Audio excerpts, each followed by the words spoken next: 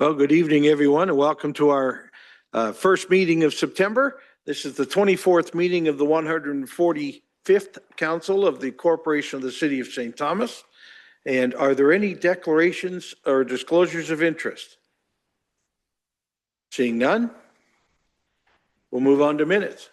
Thanks, Your Worship. I have a motion that the minutes of the meetings held on August 11th and 25th, 2025 be confirmed. Moved by Councillor Balwin-Sin, seconded by Councillor Herbert. Questions or comments on the minutes? Seeing none, all those in favor? Any opposed? Carried. No deputations this evening. Council will now resolve itself into committee of the whole to deal with the following business. And we're just going to make a slight change on the agenda timeframe here, and we're going to move up the 2024 audited consolidated financial statements. We have Christine Scrimgeour here from Scrimgeour and Company in attendance to present the draft 2024 audited consolidated financial statements. Perfect. Ms. Scrimgeour, the floor is yours. All right, thank you. All right, you have before you the audited draft financial statements for the year ended December 31st, 2024. They are dated. The auditor's independent auditor's report is dated as of tonight's date, which is the date hopefully you, as those charged with governance under the Canadian auditing standards, will approve these statements. They will then be finalized. The next step after that is then filing the FIR with the province of Ontario, which is required by the province. And so these are a segue into those into that filing. So I will go through page by page, and if you have any questions, please don't hesitate to ask me, and hopefully we'll be able to give you the answers to those questions. So I'm on my page 3, being the consolidated statement of financial position. This would be commonly referred to as your balance sheet. And so I'm just going to be reviewing items from a high level, but if, as I said, if there's anything specific you want me to address, I'm happy to do that. So as I've talked each year, the net financial asset line is the line that I look at first, and you can see there's been a significant decrease in that line. A couple of reasons for that is just the enormous amount of capital projects that are ongoing at this present time. In addition, you did issue $10 million of new debt this year to assist with the purchase of the land that is discussed in one of the notes to the financial statements. Everything below that line are your assets that you need to have in place in order to provide the services, so water, wastewater, et cetera, buildings, et cetera, and roads. And I will comment on a couple things there. The tangible capital assets have increased we purchased new assets in 2024 of about $63 million. That's offset by about $18 million of amortization, which is the using up of the assets. And then as well, capital work in progress is significantly growing as well, and that is really the industrial development that's happening and is in work in progress at this moment. So overall, non-financial assets went from $716 million to $809 million. Coming down to your accumulated surplus at the end of the year of $810 million. And as you can see, most of that is invested in your tangible capital assets or the work in progress. Any questions on that? I should comment on the accumulated remeasurement losses. So within these financial statements, we consolidate 2 entities, one being the public health unit, and the other one being the Elgin Area Primary Water System. And so because those are consolidated, we have to pick up their balances. That accumulated remeasurement loss is a hedge that they purchased against their debt. So it shows up on your financial statements. It's not part of the city's books. It's part of that public health unit. Any questions on that statement at all? Okay, moving forward. So I will comment again. So just so you know, within the budget is just the city's budget. The actual column includes, as I mentioned, the pickup of both that health unit and the Elgin Area Water System. As well, within the actual expenditures is your amortization cost of about $18 million that would not be budgeted for under the current budgeting process that you go through. So I'll just highlight a couple of the significant differences. Under revenue, the one significant difference is in the government grant area, and that's really the pickup of that public health unit.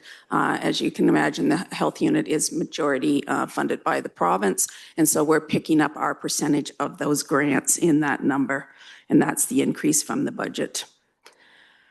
And that really falls through down to the overall revenue increase. There's some other smaller changes, but that's the main one.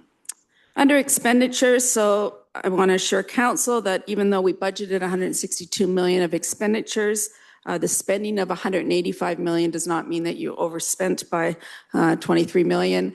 18 million of that is the amortization, as I mentioned, and the other 5 million is really the pickup, or about 4 million is the pickup of the health unit and the water system. I keep reiterating that, but that is what's causing that.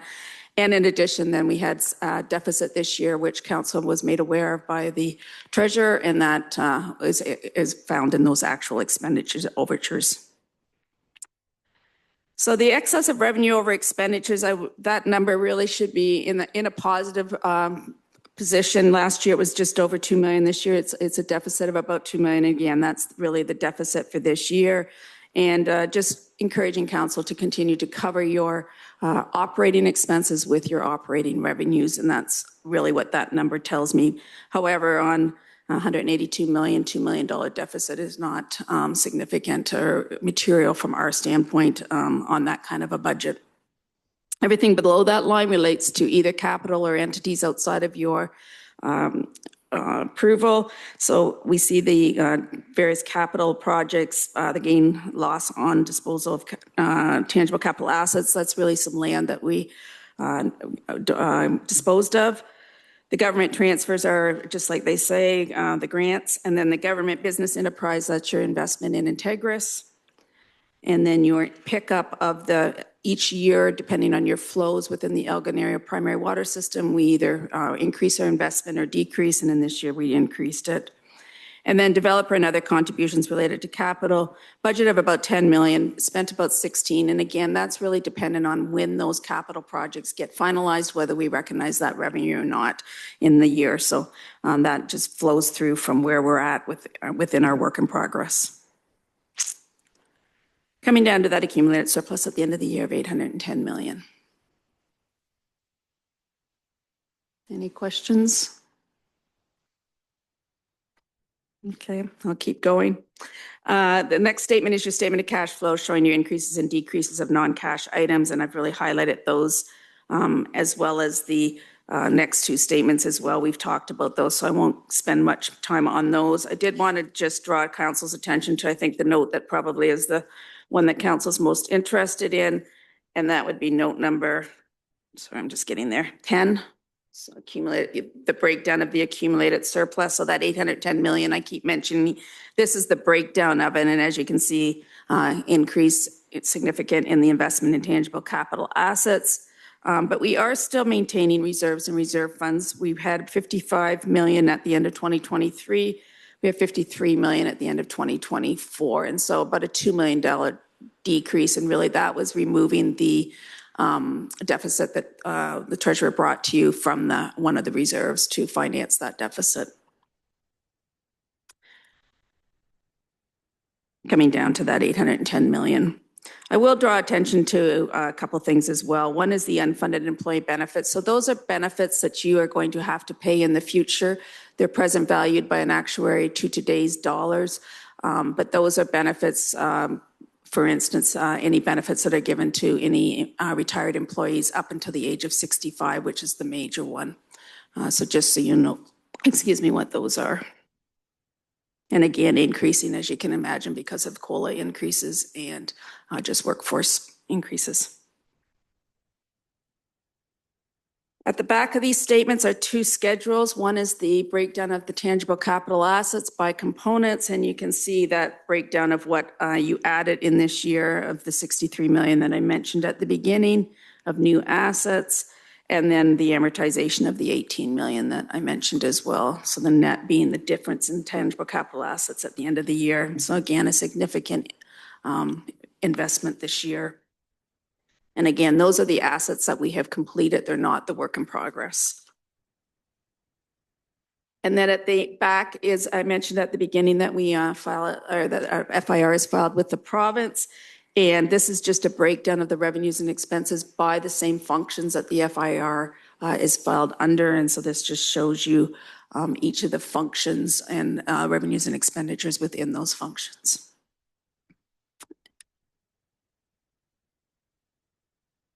In your packages are also draft financial statements for the trust funds. The two trust funds that you have, one is within the library board. It's the RIN.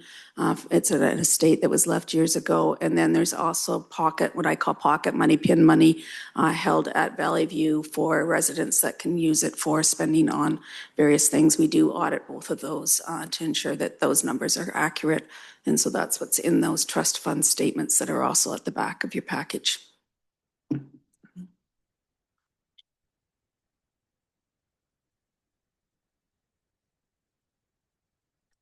I'm not seeing any questions. Okay, I just have one other thing to say. Oh, He's looking at me.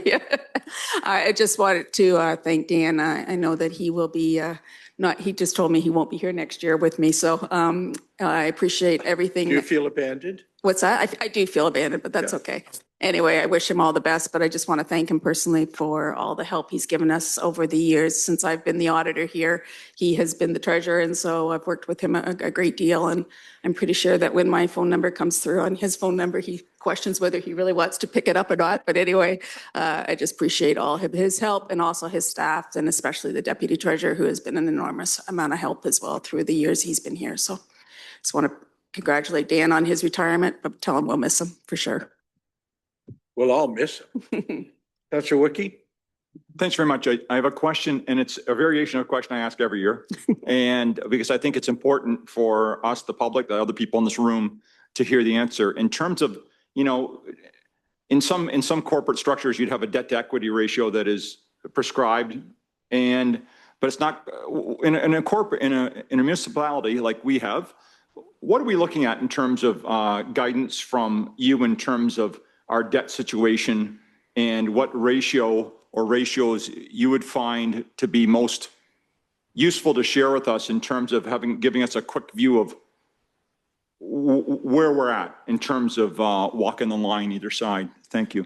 Sure. So as a municipality, you're actually responsible to the Ministry of Municipal Affairs for the debt level that you carry. So as we file the FIR each year, they come back to you and tell you where you're at with that debt level. And I don't have it right here, but they do send you, and it's called an ARL. It's an annual repayment limit. And so they tell you what debt level you're allowed based on your revenues. And it's really your taxation revenues plus operating revenues that they give you that. Obviously, and so that will then trigger what they will give you, what your repayment limit would be. And so that would be what you would have to meet. If you aren't on that or you exceed that, they will come in themselves and deal with that and get you on a plan that's within that limit. Go ahead. Just a follow-up, I'm on the board of Integris, so regulated utility, and it's interesting when you look at debt to equity ratios and how, you know, sometimes you think that having less debt is better. But what we've learned about some of the other utilities is the people who have no debt also haven't been taking care of their capital assets. So this limit that we are given by the provincial government, that's a maximum, or is what you ideally want to be? Like in our world, Integris, they want us to be pretty close to 60-40. So, you know, is that the stop sign, or is that the line? Okay, thank you. And I'll just comment on that other comment you made, which is a very vital comment.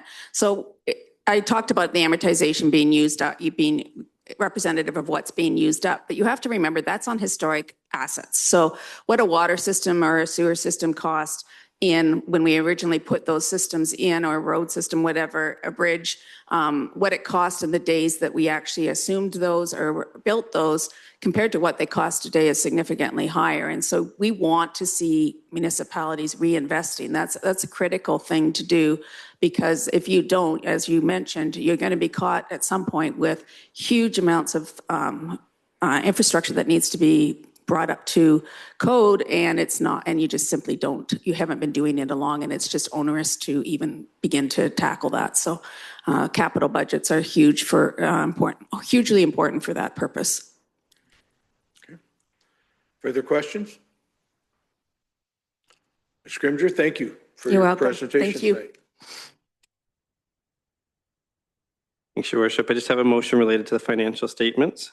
I have a motion that report TR 1625 relating to the 2024 audited consolidated financial statements be received for information. And further, that council approve the draft consolidated financial statements for the year ended December 31st, 2024.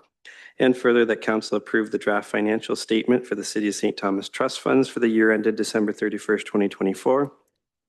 And further, that council authorize the mayor to sign the audit findings letter on behalf of city council members. And further, that council authorize using approximately $2,868,067 from the infrastructure reserve to offset the 2024 deficit. Moved by Councillor Wookey, seconded by Councillor Clark. Questions or comments? Seeing none, all those in favor? Any opposed? Carried. Thanks, Your Worship. We'll move back to the order of the agenda here. So we are on strategic direction and development. First item relates to the St. Thomas Elgin 10-year Housing and Homelessness Plan 2024 Progress Report. I have a motion that report SESS 2025 relating to the St. Thomas Elgin 10-year Housing and Homelessness Plan be received for information. Moved by Councillor Baldwin-Sands, seconded by Councillor Kohler. Questions or comments? Councillor Baldwin-Sands. Thank you. In the report in the first box, my question is to Danielle, if I could, please. Yep, please.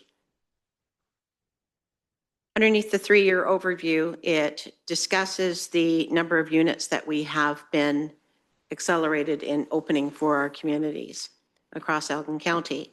And underneath that 3-year overview, my question to Danielle is in regards to how many of those are actual seniors apartments and how many do you think that we could look forward to seeing in the future? I know that we did Prespa on Flora Street.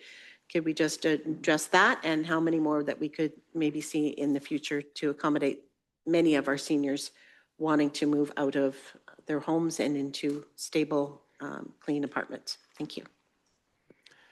Ms. Nielsen, great to see you tonight. Go ahead. Thank you, Your Worship, and good evening, Council.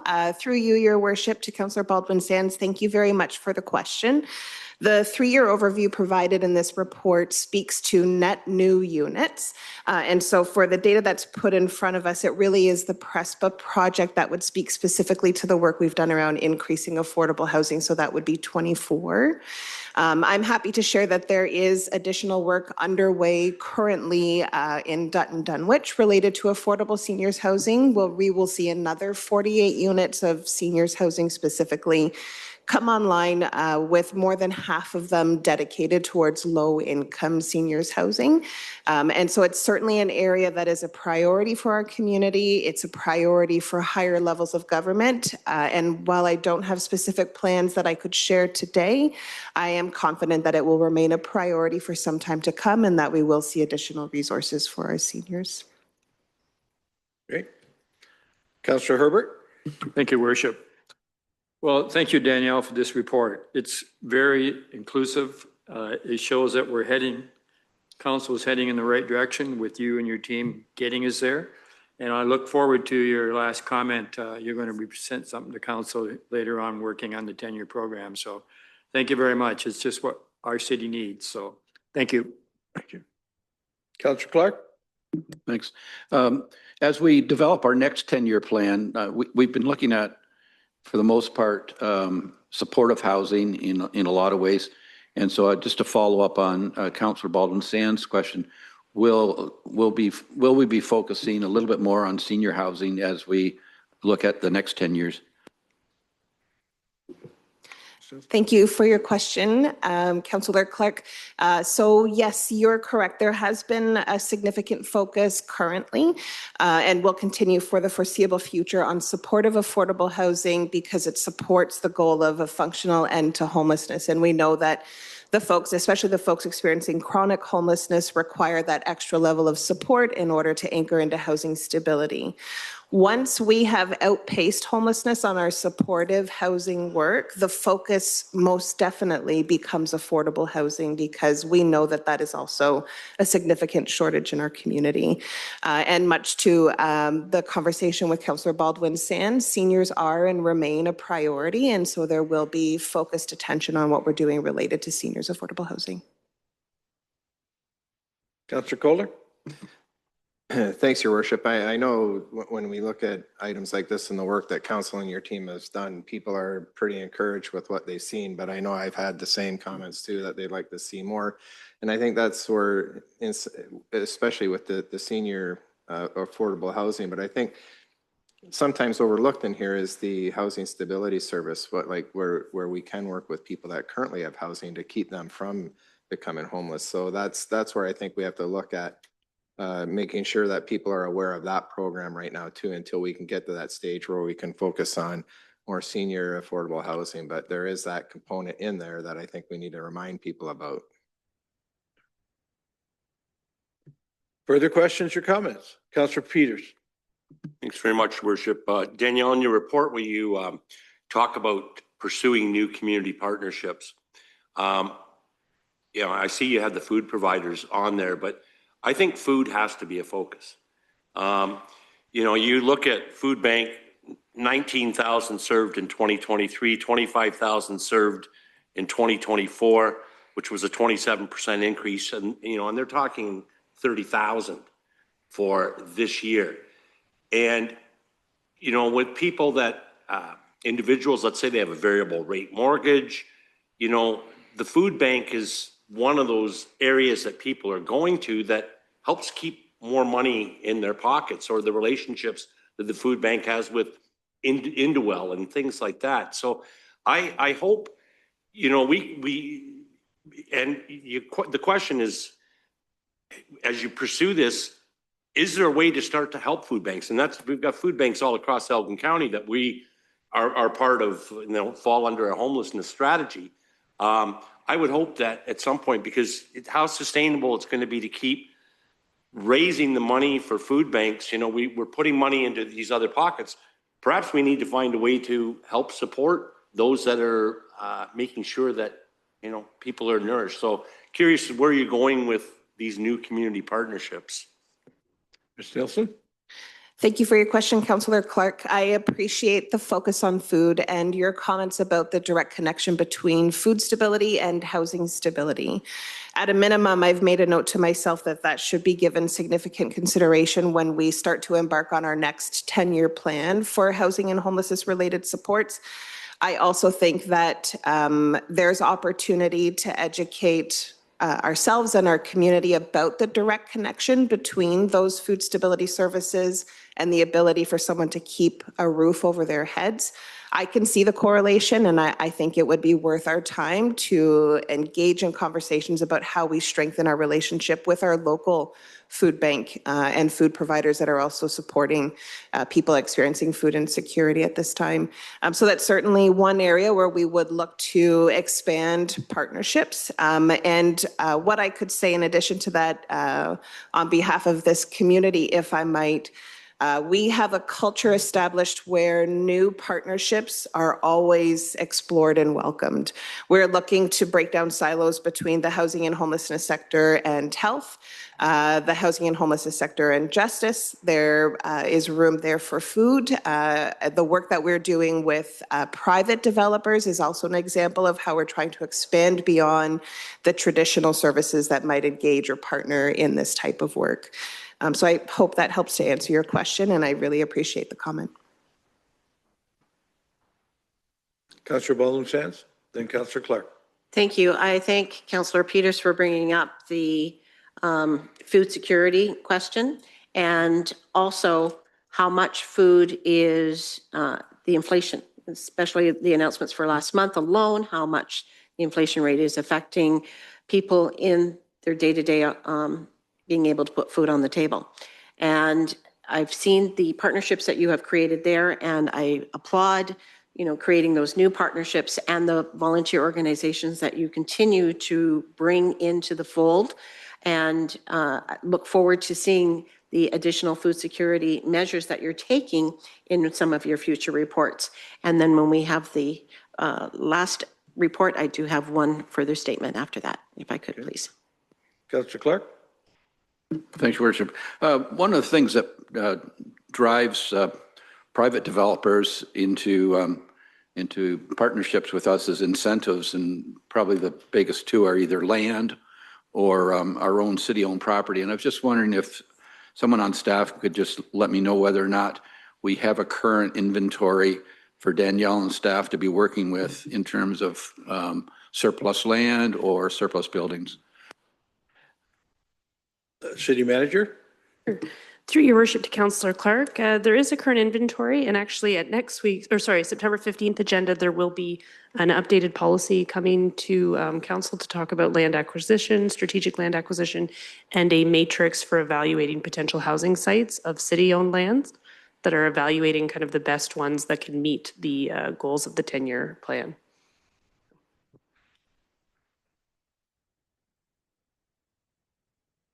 Further questions on this report? No? All right, all in favor? Any opposed? Carried.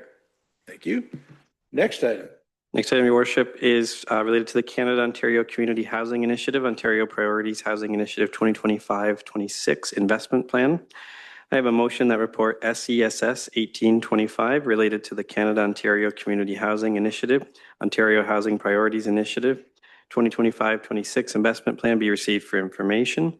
And further, that Council approve the Canada-Ontario Community Housing Initiative, Ontario Housing Priorities Initiative 2025-26 Investment Plan, which outlines the recommended spending under the permitted uses of funding in the total amount of $1,427,900 in provincial Canada-Ontario Community Housing Initiative, Ontario Housing Priorities Initiative funding for 25-26.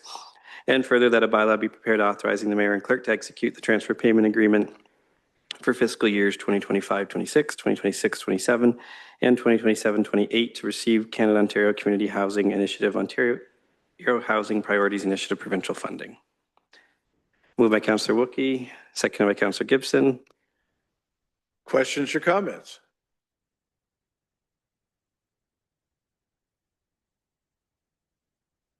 Seeing none.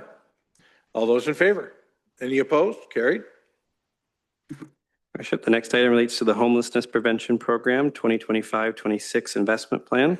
I have a motion that report SESS 1925 relating to the Homelessness Prevention Program 2025-26 Investment Plan be received for information. And further, that Council approve the Homelessness Prevention Program 2025-26 Investment Plan, which outlines recommended spending by service categories of $2,527,500 in provincial funding for the period April 1st, 2025 to March 31st, 2026. Moved by Councillor Kohler, seconded by Councillor Baldwin-Sands. Questions or comments? Councillor Herbert, then Councillor Baldwin-Sands. Thank you, Worship. I noticed under the Emergency Shelter Solutions, they requested 971,000 and we only approved 600. Is that going to be a problem? Like that's almost half of what they asked for. Ms. Nielsen? Thank you, through your worship. So it's not going to be a problem. The amount that is identified there under the request for assistance is everything outside of confirmed grants or donations that the shelter can prepare and project into their financial budget. The amount between the 600,000 and the amount that was requested is an area where throughout the year the shelter continues to apply for different opportunities to access funding, and typically they're able to match the rest of that gap. Our shelter operates on a skeleton budget, and it does incredible work on that skeleton budget. So there are periods of time where they may reach out looking for additional support. But typically, we've been able to manage that without a direct impact or increase to the municipal contribution to date. Okay, thank you. Councillor Baldwin-Sands. Thank you. Again, thank you for these reports. The first thing that I want to say is the amount of detail that is in these reports. I certainly do appreciate being able to see line by line, and as a public document, the public can see line by line what we are spending, how we are spending, and how we are taking care of the dollars that we do receive. Because there are a few of us around this table that just returned from AMO last month, and we were told at multiple delegations and talking to multiple ministers, the incredible work that is being done in the city of St. Thomas and the county of Elgin when it comes to the types of initiatives that you and your entire team have been doing. So we are the receivers of that accolade, but all of the credit does go to you and your entire team. And I also want to pull out that you've got the committee work and the volunteers. All of those recognitions should be filtered down from us in appreciation to all of those groups doing the committee work, doing the volunteer work day after day, as well as the city staff and the county staff that are bringing it all together. Because I will say that those were very, very proud moments when we heard that type of feedback at AMO for our community. Thank you. Thank you for bringing that up, Councillor Baldwin Sands, because sometimes you're not there to get the credit we're taking. So thank you for the hard work you do. Councillor Clark? Thank you, Worship. It must be frustrating, though, that the funding has been frozen at last year's rate again, and yet we see the amount of population growth in the county and in the city and the growing needs. I'm just wondering how many years that we've seen it frozen, and whether or not through groups of service providers, you're letting the province know that inflation hits this sector just like it hits every other sector. Ms. Nielsen? Thank you, through your worship. Thank you for the question, Councillor Clark. It's greatly appreciated. Not only is it not keeping up with inflation, but this is a service area that has been historically underfunded. In our community, we have managed to do so much with so little, and it doesn't come at a cost. We're very fortunate not only to have incredible community organizations and volunteers that help to chip away at the cost to do all of the great things that we do, but we have all of you as well. And so while I appreciate that you're shining the light on our service area for the great work, you all deserve the accolades as well. We couldn't do it without your support. And I mean that 100%. Last year, we received a modest increase in HPP funding. This year, we were disappointed that it stayed the same. I believe that the higher levels of government know the frustration that that can cause, and for reasons that they navigate every day. This, unfortunately, was this year's outcome, and I have no idea how to anticipate what we might expect next year or in future years. Further questions? Councillor Peters? Thanks, Your Worship. Danielle, all these reports are part of our partnership with the County of Elgin in delivering these services. Do you send these to the county so that at least it keeps County Council informed as to what we're doing on their behalf? Thank you. Thank you, Councillor Peters. It's a great question. So we do attend county council meetings quarterly to provide updates.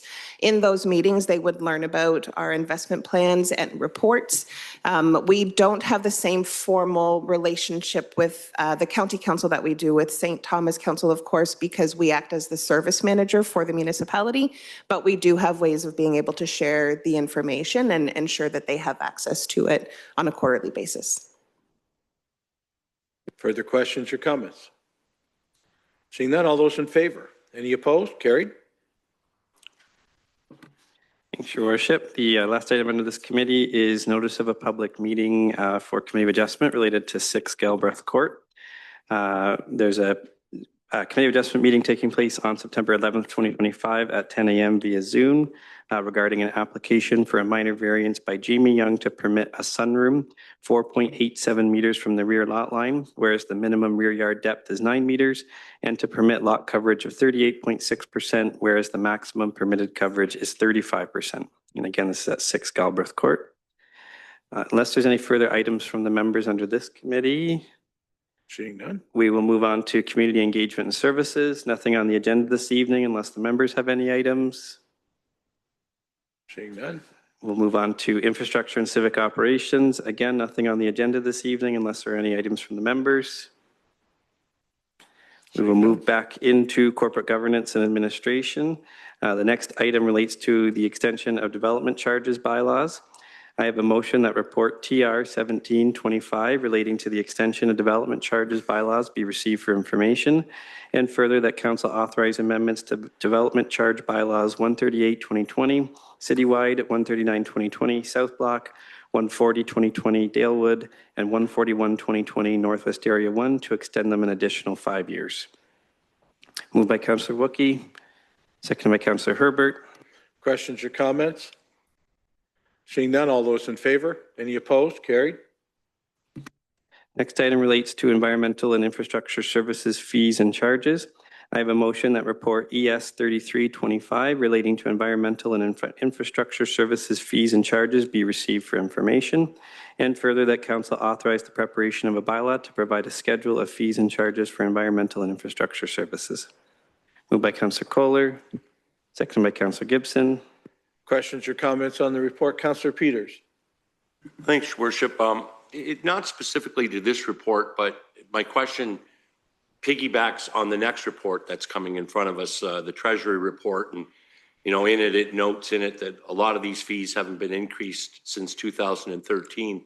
And I guess I direct this to Lisa, is there something that we can look at that instead of hiking fees in a substantial way after 12 years, that we don't just build in some sort of an annual cost of living or whatever, you know, our tax increases, something, and so that we, as I say, we don't give somebody sticker shock when, you know, they lost a tax receipt donation and now they're paying $15 instead of $5. So anyway, appreciate your comment. Thanks, Your Worship.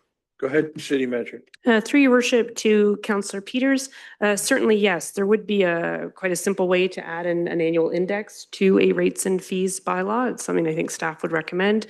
I think this first step of consolidating a lot of the fees into a single bylaw makes that definitely easier moving forward, so that we could have kind of a master bylaw for rates and fees that just has a COLA applied to it annually. I'm sorry, did I see another question that I don't remember? No? Any other questions or comments on this? Seeing none, all those in favor? Any opposed? Carried. Thanks, Your Worship. Next item relates to Treasury fees and charges bylaw update. I have a motion that report TR 1525 relating to a Treasury fees and charges bylaw update be received for information, and further that council authorize the preparation of a bylaw amendment for fees bylaw 189/2002. Moved by Councillor Wookey, seconded by Councillor Gibson. Questions or comments? Councillor Gibson, then Councillor Wookey. Thank you, Your Worship. Just a question to the just the services charge for NSF. We went from 25 to 40. I'm just wondering why we just went to 40, because right now banks are charging between 46 and 48.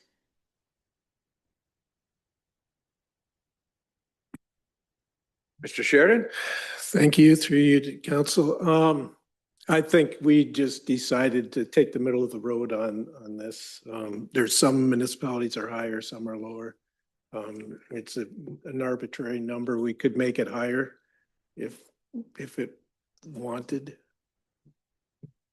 If I can share Councillor Peters' comments from the last time, and I know he mentioned this one too, it's one we have to kind of watch sticker shock when we finally do it after a number of years, but we can maybe prevent that in the future. Or Councillor Gibson, as we see increases that are much higher than us, we can get them. And I agree with the city manager. It's probably something we should have an automatic inflation rate in place, right, for it not to get behind other places. Councillor Wookey.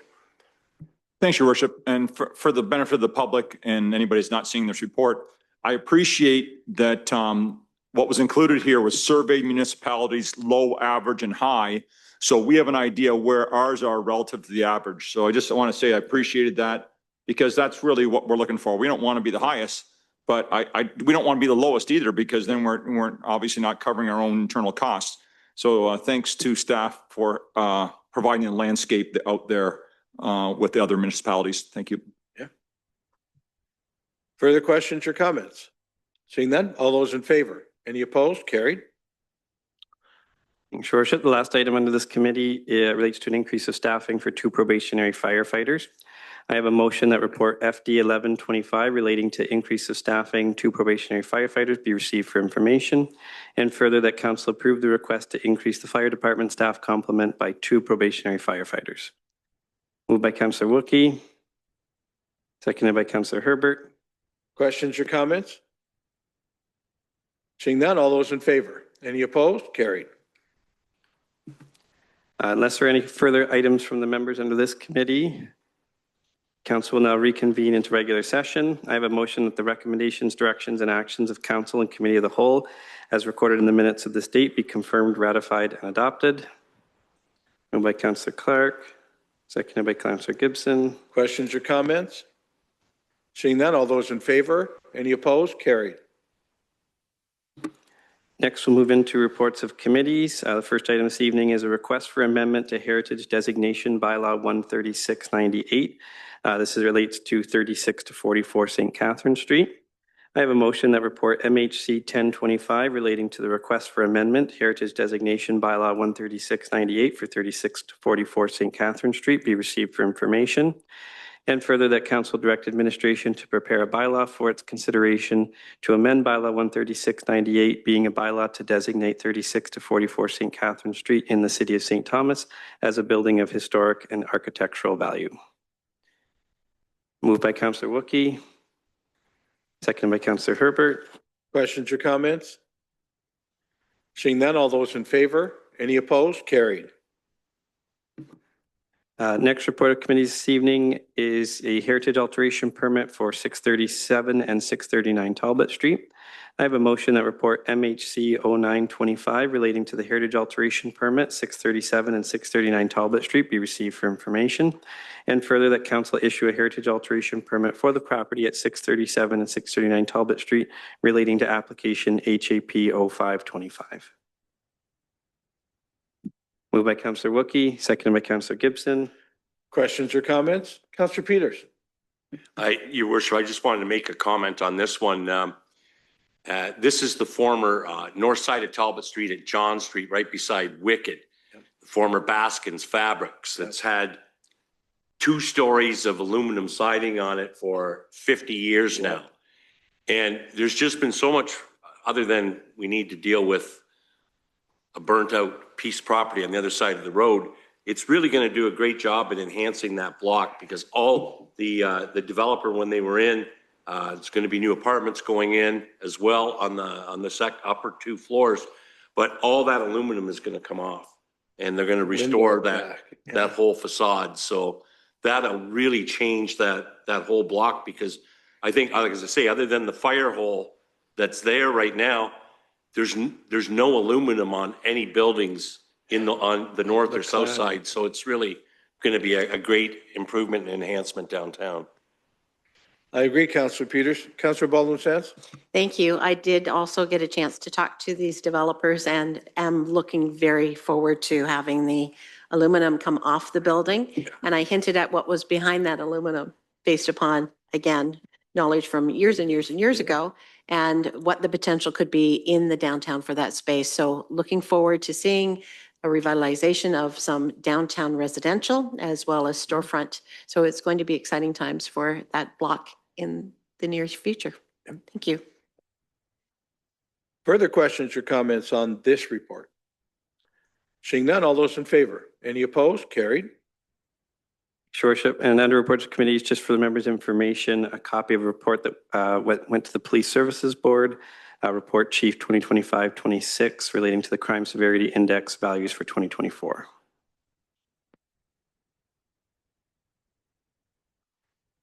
Questions on it? None? Okay. Perfect. We'll move now into petitions and communications. First item relates to Foster Family Appreciation Week. I have a motion that Council of the City of St. Thomas proclaim October 20th to 26th, 2025 as Foster Family Appreciation Week in the City of St. Thomas. And further, that the Family and Children's Services flag be flown at City Hall for the week from October 20th to 26th, 2025. And further, that a flag raising ceremony be held on October 20th, 2025 at 9 a.m. Moved by Councillor Wookey, seconded by Councillor Gibson.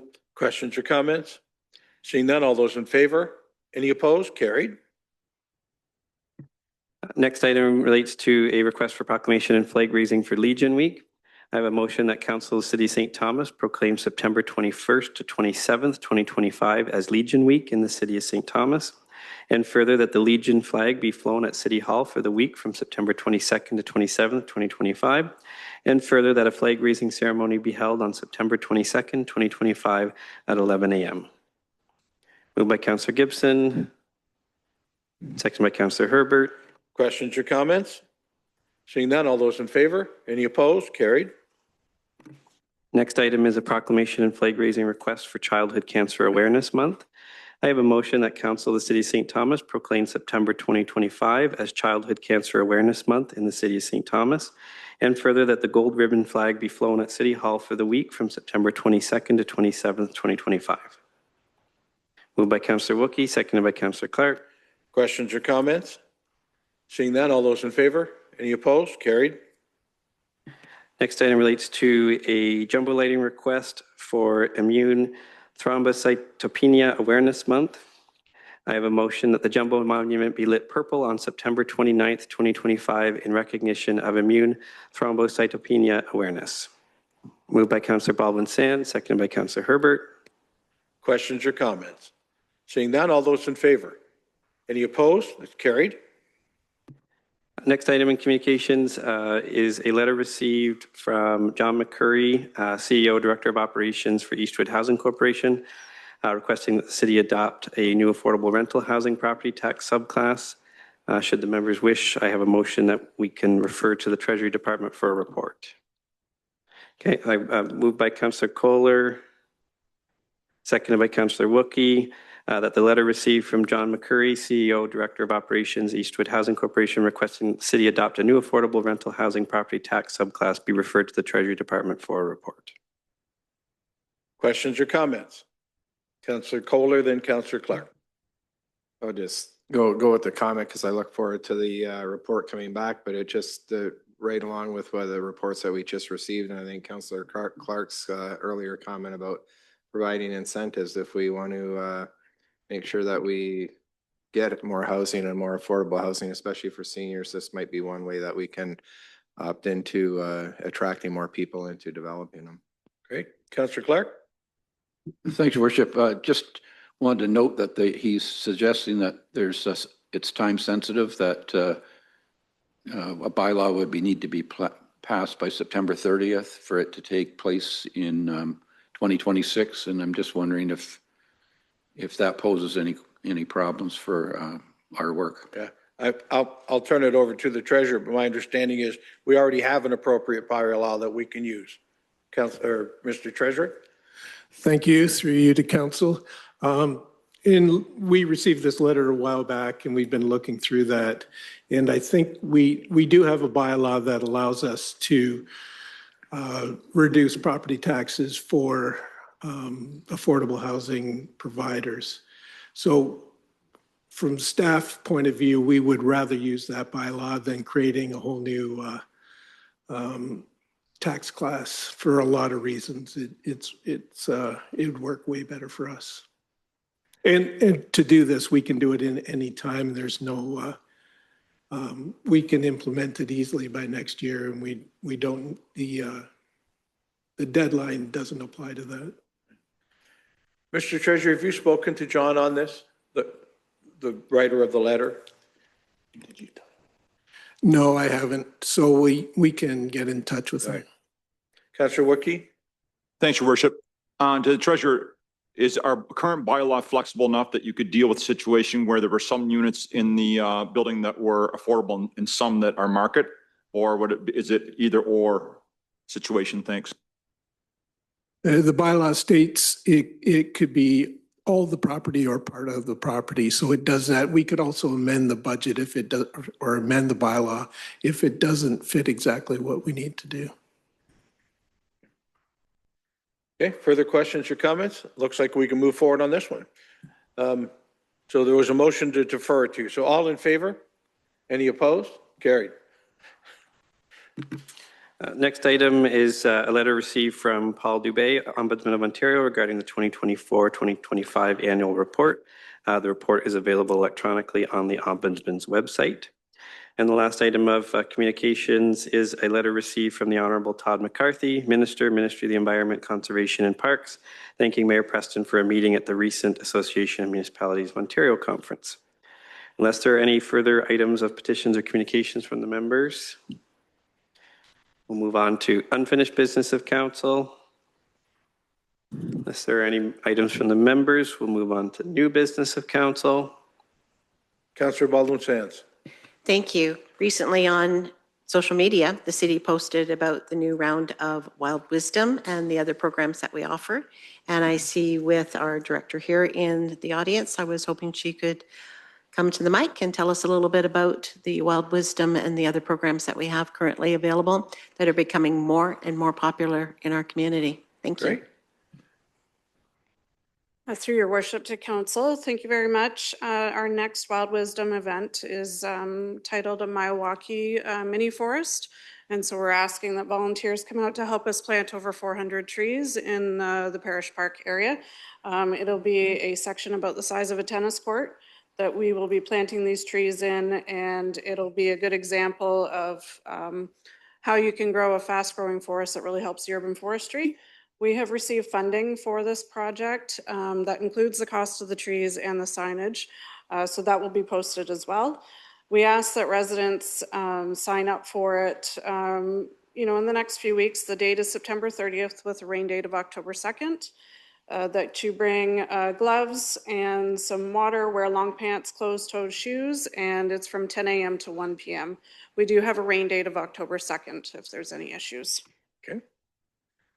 Great. Thank you. Councillor Clark. Just wonder if we could get a quick update on community gardens. I know there's been increasing interest, and the gardens that we have now are very popular. And I'm just wondering, as we get ready for next year, whether or not we'll be expanding that program. Through your worship to Councillor Clark, we have we brought to council a community garden policy earlier this year. So we do have the framework in place if it's requested. We don't currently have any additional requests for community gardens, but there is a process to follow through that policy if it's a request. We are working quite regularly with the volunteers that are involved in the current ones. So that's going quite well. I'm going to my favorite community gardener because I see him more in the community garden than I do on the street sometimes. Councillor Peters. Well, it's been a good year at the Cane Street Garden. Yeah. It's, I just want to support what Councillor Clark is saying. We're, the Cane Street Garden, we're in our 15th year now. Yeah. And we have 22 plots over there. We had a waiting list this year.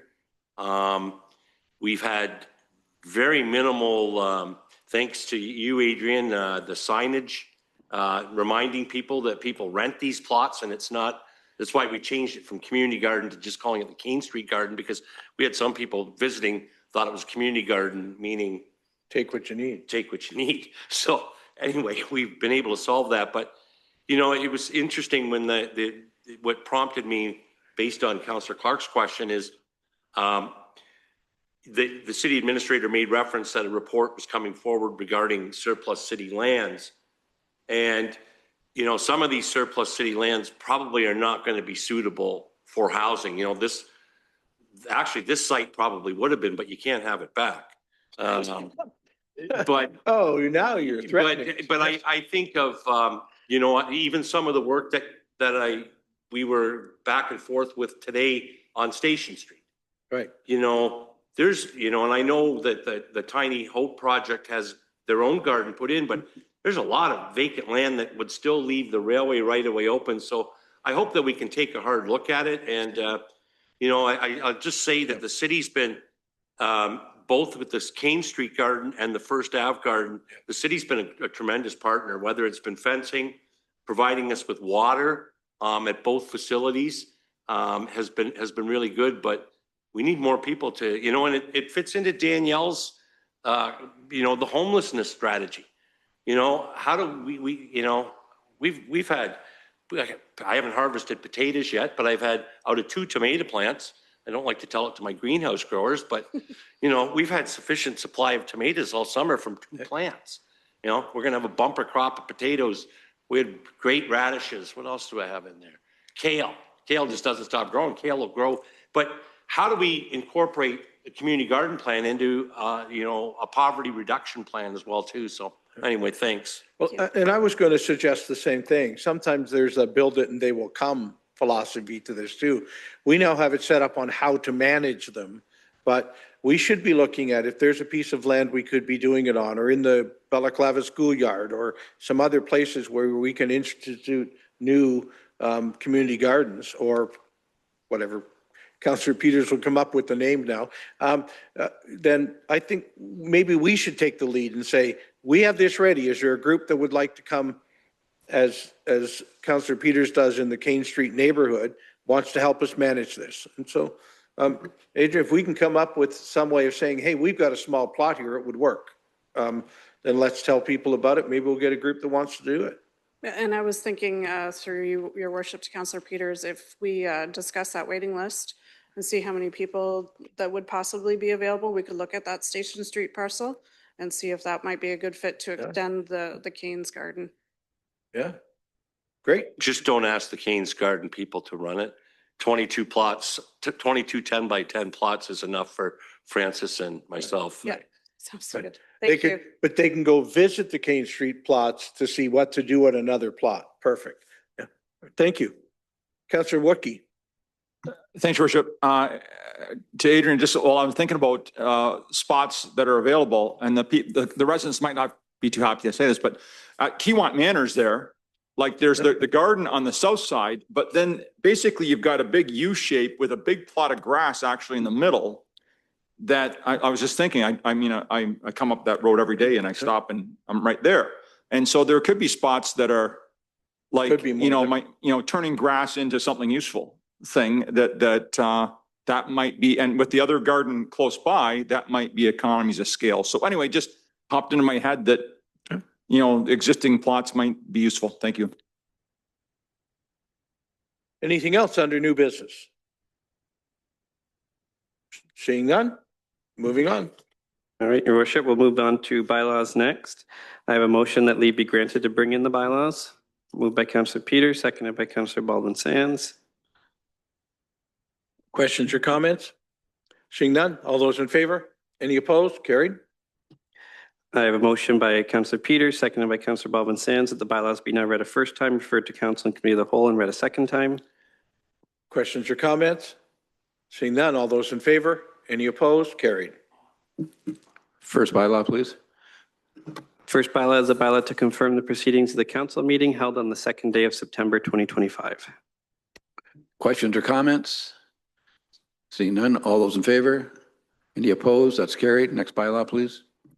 Second bylaw is a bylaw to authorize the mayor and clerk to execute and affix the seal of the corporation to a certain agreement between the corporation of the city of St. Thomas, Aya Hamu, and Samir Ali Basha. This relates to a grant acknowledgement agreement under the CIP program for 109 Ross Street. Questions or comments? Seeing none, all those in favor? Any opposed? That's carried. Next bylaw, please. The third and final bylaw is a bylaw to authorize the mayor and clerk to execute and affix the seal of the corporation to a certain agreement between the corporation of the city of St. Thomas and His Majesty the King in right of Ontario, as represented by the Minister of Municipal Affairs and Housing. This relates to the Canada-Ontario Community Housing Initiative, Ontario Priorities Housing Initiative Transfer Payment Agreement. Questions or comments? Seeing none, all those in favor? Any opposed? That's carried. I rise and report the successful passing of 3 bylaws. Great. I have a motion by Councillor Peters, seconded by Councillor Baldwin Sands, that the report of Council and Committee of the Whole on the following bylaws be received and adopted. The same be read a third time and gross, signed by the mayor and clerk, sealed and numbered. Questions or comments? Seeing none, all those in favor? Any opposed? Carried. Next, we'll move into public notice. A couple notices on tonight's agenda. Notice is hereby provided that administration intends to introduce a report at the September 8th, 2025 council meeting requesting approval of an unbudgeted operating budget expenditure relating to funding for 2 housing program coordinator positions.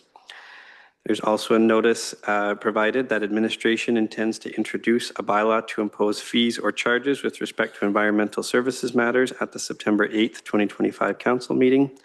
And the final notice this evening is provided that administration intends to introduce a bylaw to amend bylaw 189-2002, being a bylaw to impose fees or charges with respect to treasury matters, again at the September 8th, 2025 council meeting. No notices of motion this evening. At this time, there is a need to go into closed session.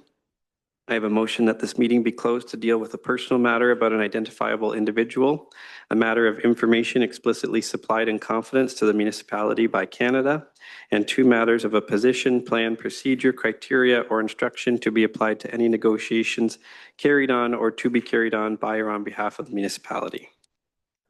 Moved by Councillor Wookie, seconded by Councillor Herbert.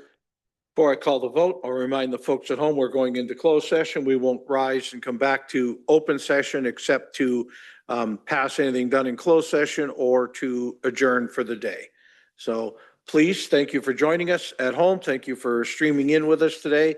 All those in favor of closed session? Any opposed? That's carried. We will move into closed session. Worship, at this time, I have a motion that council now rise from closed session. Moved by Councillor Wookie. Seconded by Questions or comments on rising?